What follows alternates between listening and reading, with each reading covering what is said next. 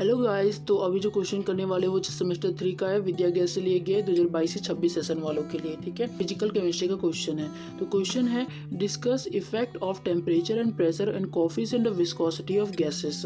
तो coefficient of viscosity of gas में जो हमने पिछले की दो वीडियो में हमने इसी को डिस्कस किया है कि रिलेशन क्या होता है और कोएफिशिएंट ऑफ विस्कोसिटी कैसे निकलती है, दो वीडियो में बना हुआ है। ठीक है, तो इसमें इफेक्ट टेम्परेचर और प्रेशर का इफेक्ट क्या पड़ता है वो हमें बताना है। तो सबसे पहले तो हमें इसका निकालना पड़ेगा कि दोनों में रिलेशन क्या है। पहले आप इसको समझो, मैं इसको समझाता हूँ। तो चैप्मैन इक्वेशन हमने निकाला था जो कि था मीन फ्री पाथ और कोएफिशिएंट ऑफ विस्कोसिटी के बीच में रिलेशन। तो चैप्मैन इक्वेशन क्या था, eta is equal to 1/3 rho v lambda. हमने पीछे की वीडियो में डिस्कस कर चुका है, आप उस वीडियो को देख लो तो आपको अच्छे समझ में आएगी। तो ये इक्वेशन कहाँ से आती है, जहाँ पर लैम्बडा क्या था, मीन फ्री पाथ था। ठीक है, और हमें पता है कि मीन फ्री पाथ की जो वैल्यू होती है 1/√2 पाई सिग्मा स्क्वायर एन। इस वैल्यू को भी हमने निकाल चुका है, वीडियो में हमने इसको भी बता चुका है कि मीन फ्री पाथ की वैल्यू कैसे निकलती है। तो यहाँ से हमने ईटा की वैल्यू पता की और लैम्बडा की वैल्यू हमें पता है, मीन फ्री पाथ, ये दोनों की वैल्यू हमें पता है। ठीक है, जहाँ पर सिग्मा क्या है, ये 1/√2 पाई सिग्मा स्क्वायर एन जो की लैम्बडा की वैल्यू होती है, मीन फ्री पाथ की वैल्यू होती है। सिग्मा यहाँ पर मॉलिक्यूलर डायमीटर होता है। तो अब हम क्या करेंगे, ईटा में जो ये 1/ρv लैम्बडा है, तो इस लैम्बडा में इस लैम्बडा की वैल्यू को पुट कर देंगे।